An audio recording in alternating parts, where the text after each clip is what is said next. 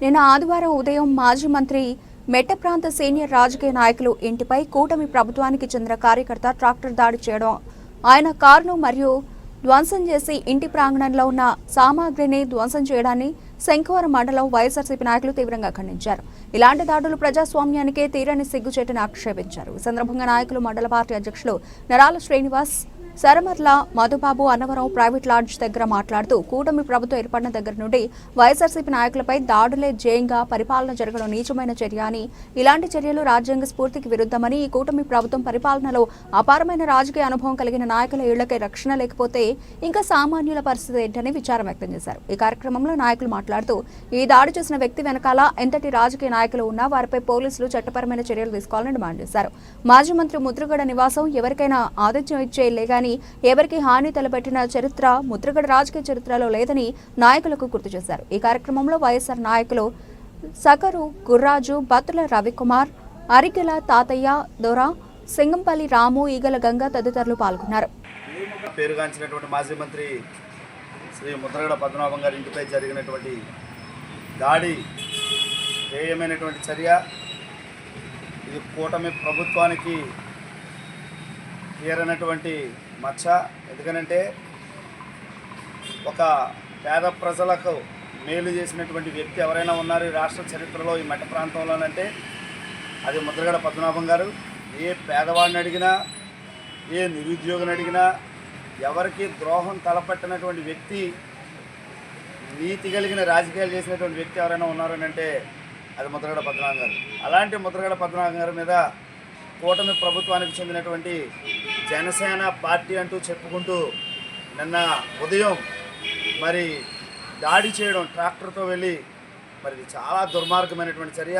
సభ్య సమాజము ఖండించాల్సినటువంటి హేయమైనటువంటి చర్యగా వైఎస్ఆర్ కాంగ్రెస్ పార్టీ శంఖవరం మండలం పార్టీ తరఫున మేము ఈ యొక్క దాడిని ఖండిస్తూ ఉన్నాం. ప్రప్రథమంగా జనసేన పార్టీ ఈ దాడిని చాలా తీవ్రంగా మేమంతా ఖండిస్తున్నాం. అలాగే భవిష్యత్తు ఇలాంటి సంఘటనలు జరగకూడదనేసి జనసేన పార్టీ ఇవ్వాల్సిన కార్యక్రమం కరెక్ట్ కాదని మేమంతా తీవ్రంగా ఖండించడం జరుగుతుంది.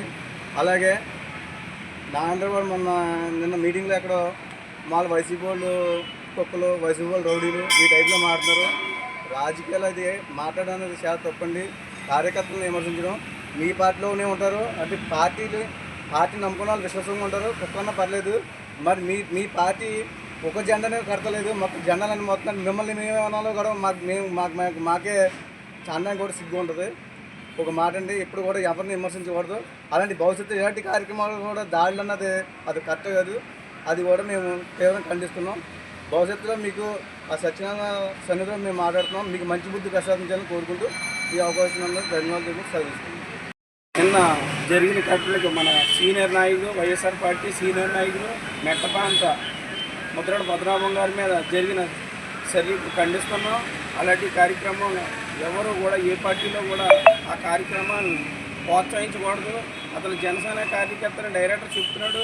పెద్ద అయినా ఆయన ఓన్లీ మామూలుగా టాటతో అతన్ని చంపేయడానికి వచ్చాడు. దాని వెనకాల ఎవరు ఉన్నారో పోలీసు వారు, ఆ పార్టీ అధికారం కూటమి ప్రభుత్వం దీని మీద చర్యలు తీసుకుని దీనికి ముద్రగడ పద్మనాభం గారికి ఇంకా ఏమైనా తలపెట్టాలనుకుంటే, రాష్ట్రం గతంలో ఒకసారి జరిగింది, ఇంకా రాష్ట్రం అగ్గిగుండం అయిపోద్ది. కాబట్టి పోలీసు వారు దీని మీద పవన్ కళ్యాణ్ గారు కూడా వాళ్ళ కార్యకర్తలని, అతను జనసేన కార్యకర్త అంటున్నాడు కాబట్టి అతను కూడా చర్యలు తీసుకోవాలని కోరుకుంటూ సెలవు. మండల వైఎస్ఆర్ కాంగ్రెస్ పార్టీ నుంచి ఈరోజు ఈ యొక్క కనెక్ట్ జరుగుతుంది. నిత్యం ప్రజల కోసం పోరాటటువంటి వ్యక్తి, అదేవిధంగా పేదల కోసం, బడుగు బలహీన వర్గాల కోసం తన యొక్క సాయశక్తుల కృషి చేస్తున్నటువంటి వ్యక్తి ముద్రగడ్డ పద్మనాభం గారు. ఎవరైతే తన ఇంటి వద్దకు వస్తున్నారో ముందు కడుపుకి ఆహారం పెట్టి తర్వాత వారి యొక్క సమస్యలు వింటున్నటువంటి వ్యక్తి ముద్రగడ్డ పద్మనాభం అని చెప్పేసి ఈ యొక్క సందర్భంగా మేము తెలియజేస్తున్నాం. ఈ యొక్క కూటమి ప్రభుత్వం అధికారంలోకి వచ్చిన తర్వాత ముఖ్యంగా వైఎస్ఆర్ కాంగ్రెస్ పార్టీ కార్యకర్తలను టార్గెట్ చేస్తుంది. ఈరోజు చూసుకున్నట్లయితే రాష్ట్రంలో ఉన్నటువంటి వైఎస్ఆర్ కాంగ్రెస్ పార్టీ కార్యకర్తలపై పగబెట్టి వారు ఇష్టం వచ్చినట్టు దాడులు చేయడం జరుగుతుంది. మరి ఈరోజు మనం కిర్లంపూడిలో జరిగినటువంటి ఆ ఘటన చూసుకుంటే వాళ్ళు ఒక మెట్టు పైకెక్కి ఈరోజు నాయకుల మీద కూడా దౌర్జన్యం చేయడానికి వెనుకాడలేదని చెప్పేసి ఈ యొక్క సందర్భాన్ని కోరడం జరుగుతుంది. మరి కూటమి నాయకులకి మేము ఒకటే విజ్ఞప్తి చేస్తున్నాం, మీరు ఇటువంటి దాడులు అరికట్టండి. ముఖ్యంగా మీరు అభివృద్ధిపై దృష్టి సారించమని ఏదైతే మీరు మరి సంక్షేమ పథకాలు సూపర్ 6 అని చెప్పేసి మీరు హామీలు ఇచ్చారో వాటన్నిటిని కూడా మీరు నెరవేర్చాలని చెప్పేసి ఈ యొక్క సందర్భంగా కోరుతూ ఇంతటితో మరి ఈ యొక్క ప్రెస్ మీట్ని మేము ముగిస్తున్నాం.